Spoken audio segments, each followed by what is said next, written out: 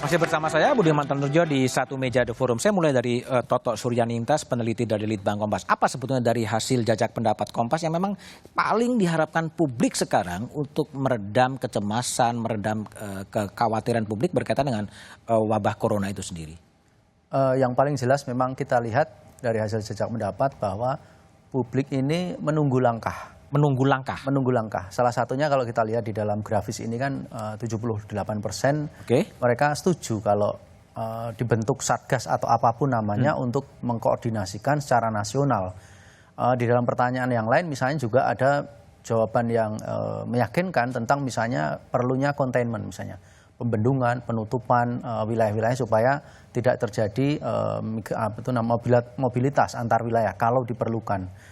Jadi dari jawaban-jawaban responden sebetulnya kelihatan bahwa masyarakat sekarang ini dalam posisi masih mempunyai cukup kepercayaan kepada pemerintah.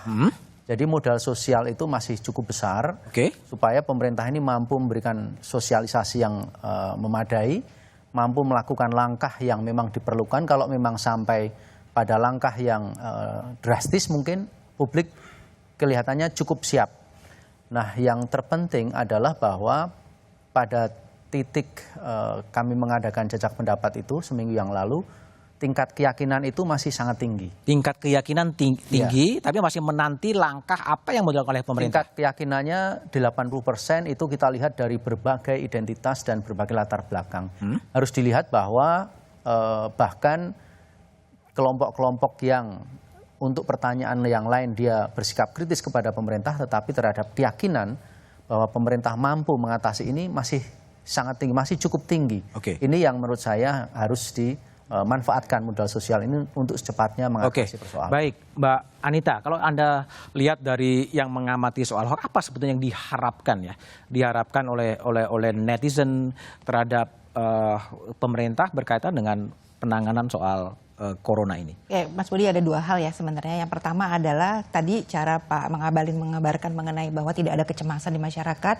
Itu sebenarnya membuat saya bertanya-tanya apakah pemerintah itu ngeh mengenai apa yang terjadi di masyarakat sebenarnya. Apakah mereka mampu membaca apa yang dirasakan oleh masyarakat. Dan kalau kita bandingkan dengan data yang dimiliki Mavindo, sebenarnya cukup konsisten. Karena dari 105 hoax yang berkaitan dengan corona ini, hanya 27%-nya saja yang direspon dan diklarifikasi oleh pihak-pihak yang terkait. Sisanya itu jauh lebih rendah dibandingkan 56% yang diklarifikasi oleh fact checkers. Jurnalis, fact checkersnya Mavindo dan seterusnya. Artinya saya nggak tahu ini apakah memang mereka tidak melihat apa informasi yang beredar di masyarakat, tidak peduli atau simply ignorant, saya nggak tahu. Tetapi konsisten dengan apa yang dilakukan.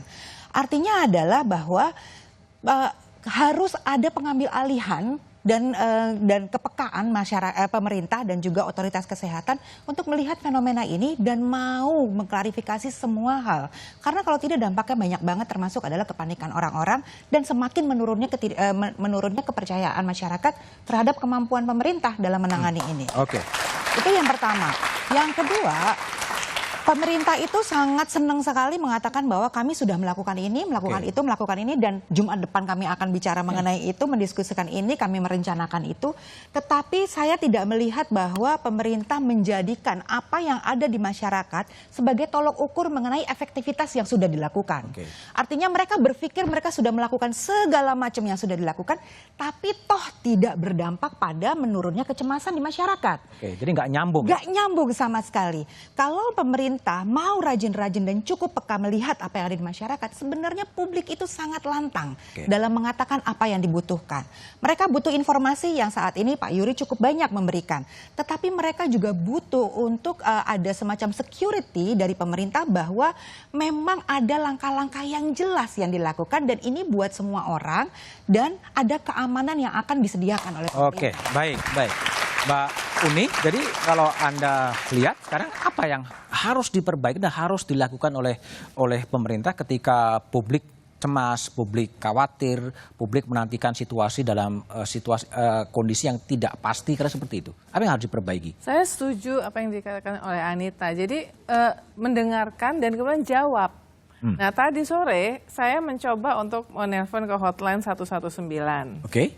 Saya bertanya, kalau misalnya saya ingin melakukan tes coronavirus di Jakarta, itu apakah saya harus bayar? Oke. Ya, maksudnya kan jawaban pertanyaan ini kan udah ada di situ. Bayar apa enggak nih? Jawabannya dari si mbaknya adalah itu harus ditanyakan kepada rumah sakitnya. Oke. Kalau ibu mau, nanti saya kasih nomor telepon rumah sakit. Maksud saya itu sebagai hotline, itu kan harusnya udah tahu policy ini kalau bayar atau enggak. Jadi ini hal-hal yang padahal diumumkan 119 ya. Jadi kemudian yang ke rumah sakit, tim saya di Surabaya juga mencoba untuk tes di rumah sakit rujukan, rumah sakit Dr. Sutomo, itu prosedurnya tuh panjang dan tidak dipisahkan antara yang mau tes corona dengan, padahal dia jelas-jelas bilang tes corona. Jadi ini adalah hal-hal yang menurut saya harus segera diperbaiki. Selain bahwa soal sudah ada protokol komunikasi. Vietnam itu sudah bisa tiap hari memproduksi 10.000 tes kit. Oke. Sehingga dia bisa menjangkau banyak orang. Apakah kita siap. Indonesia itu siap? Oke. Ini ada beberapa pertanyaan dari mungkin puluhan pertanyaan yang ada di benak masyarakat. Oke. Terakhir aku pengen ngasih apresiasi juga sih. Menurut saya ada menteri-menteri itu jalan sendiri. Nah, apa yang dilakukan oleh Menteri BUMN Erick Thohir menurut saya Bagus, inisiatif yang baik. Karena dia langsung ngecek ke Kimia Farma 20 BUMN yang terkait dengan coronavirus. Nah, itu lagi-lagi itu kan kayak inisiatif Menteri per sendiri. menteri. Oke, baik. Bung Saleh, jadi gimana? Anda sebagai anggota DPR, apa yang harus sekarang dikerjakan oleh pemerintah ketika situasinya seperti sekarang? Ya, pertama kan sebetulnya teman-teman yang terakhir ini malah justru bukan menyimpulkan bahwa sebetulnya coronavirus ini kan banyak imported case. Artinya datang dari luar ya. Karena itu tentu pintu-pintu masuk Indonesia ada 135 pintu yang sekarang diawasi itu memang harus diperketat. Nah, ini kan agak unik nih sebetulnya. Jadi virus ini kalaupun tadi dites itu, ya setiap orang masuk di tes itu belum tentu misalnya aman 35 misalnya suhunya terus masuk itu belum tentu aman sebetulnya. Karena kan masa inkubasinya lama dan karena itu ini tetap harus betul-betul ada, saya kira harus ditemukan bagaimana caranya untuk memantau orang-orang masuk Indonesia, itu yang pertama.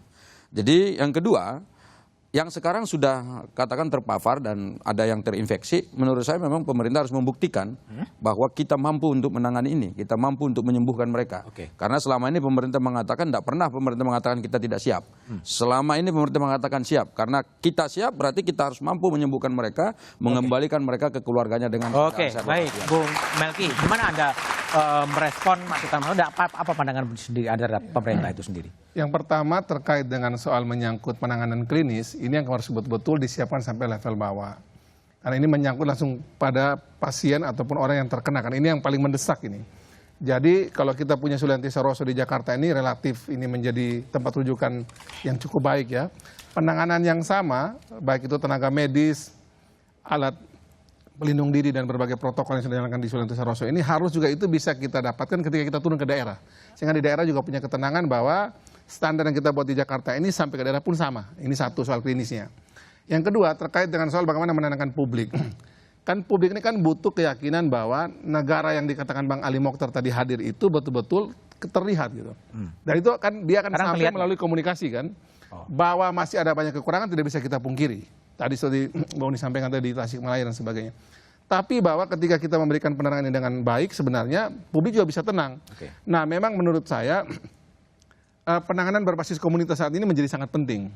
Komunitas yang menurut saya paling bisa kita andalkan adalah sekarang ini adalah bagaimana Mendagri terutama melalui kekuatan yang dimiliki ini mengaktifkan RT RW-nya itu mengecek betul di bawah itu. Tapi belum sampai juga instruksinya ya? Ya kalau itu sudah dari kemarin kami sampaikan. Ketika Wapres bicara sertifikasi bebas corona itu kami lebih usulkan lebih baik aktifkan RT RW. Dia yang tahu warganya. Oke, baik Bung Melki, Bung Anita, Bung Saleh, Bung Uni dan Mas Budi satu lagi aja boleh ya? Keselamatan publik adalah agenda utama. Konsentrasi pemerintah harus diarahkan untuk secepat mungkin mengendalikan penyebaran wabah corona guna memberikan ketenangan masyarakat. Pola komunikasi yang penuh guyon dan cenderung mengentengkan masalah tidak tepat untuk meredakan kepanikan publik. Solidaritas nasional dan global perlu terus dibangun untuk mengendalikan corona. Demikian Satu Meja The Forum malam ini. Sampai jumpa pekan depan. Selamat malam dan terima kasih.